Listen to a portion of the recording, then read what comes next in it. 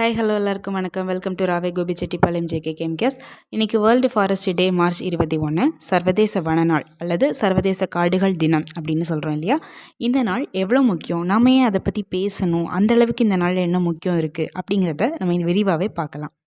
March 21 எதற்காக அந்த நாளை சர்வதேச வன தினமாக கொண்டாடிட்டு இருக்கோம் அப்படின்னு பார்த்தீங்கன்னா, பூமி சூரியனை நீள்வட்ட பாதையில் எலிப்டிக்கல் பாத்தில் சுற்றி வரும். அப்படி சுற்றி வரும்போது எப்போ அந்த பூமிக்கும் சூரியனுக்கும் இடையில ரொம்ப டிஸ்டன்ஸ் கம்மியாக இருக்கோ, குறுகிய இடைவெளி இருக்கோ, அப்போது அதை ஈக்வினாப்ஸ் அப்படின்னு சொல்கிறோம்.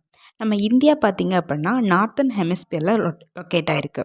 ஈக்வினாப்ஸ் அப்படிங்கிறது 2 முறை நடக்கும். ஒரு டைம் ஸ்ப்ரிங்லையும் ஒரு டைம் ஆட்டம் சீசன்லையும் நடக்கும். ஸ்ப்ரிங் சீசனில் ஈக்வினாப்ஸ் அக்கர் ஆகுதோ, அதாவது first day of spring, northern ஹெமிஸ்பியரில் ஃபர்ஸ்ட் டே ஆஃப் ஸ்ப்ரிங், அதுதான் மார்ச் 21. அந்த தினத்தை தான் நம்ம உலகம் முழுதுமே சர்வதேச வன தினமாக கொண்டாடிட்டு இருக்கோம். 2025ஆம் ஆண்டுக்கான சர்வதேச வன தினத்திற்கான கருப்பொருள் காடுகள் மற்றும் உணவு. பூமியில் உயிர்களை நிலைநிறுத்த காடுகளோட முக்கிய பங்கு பற்றின விழிப்புணர்வு ஏற்படுத்துறதுக்கு இந்த நாள் ஒரு முக்கியமான ஒரு தளமாக செயல்படுது. இந்த கருப்பொருள் உணவு பாதுகாப்பு, ஊட்டச்சத்து, அது மட்டும் இல்லாமல் நிலையான வாழ்வாதாரங்களை உறுதி செய்கிறதுலையும் முக்கியமான பங்கு ஆற்றுது. இந்த சர்வதேச வன தினத்தில் வேளாண் காடுகள் பற்றி உங்களுக்கு ஒரு சின்ன விளக்கத்தை பகிர்ந்துக்கிறதுல நாங்கள் மகிழ்ச்சி அடைகிறோம். அக்ரோ ஃபாரஸ்ட்ரி அப்படின்னா என்கிறது விவசாயம் மற்றும் காடுகள் வளர்ப்பு ரெண்டையும் ஒருங்கிணைந்து கொண்டு வந்தது.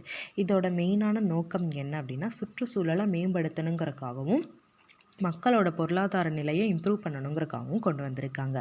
ஸோ இதுக்கு எடுத்துக்காட்டாக நம்ம ஃபாலோ பண்ணுறது என்னென்னா, பயிர்களுக்கு அருகில் மரங்களை நடுறது. 2வது வீட்டு தோட்டங்கள். 3வது காற்று தடுப்பான் மரங்களை நடுதல். 4வது என்னென்னா சில்வி பாஸ்டர். இது கால்நடைகளோட மரங்களை ஒருங்கிணைந்து வளர்த்தல். இந்த மாதிரி அமைப்புகளை கொண்டு நம்ம சுற்றுச்சூழலை மேம்படுத்தலாம்னு சொல்லியிருக்காங்க. அக்ரோ ஃபாரஸ்ட்ரியோட நன்மைகள் என்ன அப்படின்னு பார்த்தோம்னா, சாயில் ஃபர்டிலிட்டி இம்ப்ரூவ் ஆகுது. ஸோ கார்பன் லெவலை கம்மி பண்ண முடியுது. அது இல்லாமல் வாட்டர் டேபிள் லெவலையும் இன்க்ரீஸ் பண்ண முடியுது. அது இல்லாமல் சமூக நிலையும் மேம்படுத்தப்படுகிறது. நாங்கள் மகோகனி, மலை வேம்பு, வேங்கை இந்த 3 மரக்கன்றுகளை பற்றி பின்னாடி பார்ப்போம். வேளாண் காடு வளர்ப்பில் முக்கியத்துவம் உள்ள மகோகனி மரத்தை பற்றி விரிவாக பார்க்கலாம். மகோகனி மரம் மர சாமான்களை செய்ய பயன்படுகின்றன. மகோகனி மரத்தின் தாயகம் மேற்கிந்திய தீவுகள். மகோகனி மரம் 2 வகைப்படும். ஒன்று இந்திய மகோகனி, மற்றொன்று ஆப்பிரிக்கன் மகோகனி. மகோகனி மரம் எல்லா மண்களிலும் நன்றாக வளரும். இதர வருமானத்திற்காக வாழையை மகோகனியுடன் ஊடுபயிராக நடவு செய்யலாம். ஒரு மரத்திற்கும் இன்னொரு மரத்திற்கும் 12 அடி இடைவெளி விட்டு நட வேண்டும். ஒரு முதிர்ந்த மகோகனி மரம் 4 முதல் 6 அடி சுற்றளவும் 50 முதல் 55 அடி உயரமும் இருக்கும். 15 ஆண்டுகளுக்கு பிறகு அறுவடை செய்யப்படுகின்ற மகோகனி மரத்திலிருந்து நல்ல மரக்கட்டுகளை உற்பத்தி செய்யலாம்.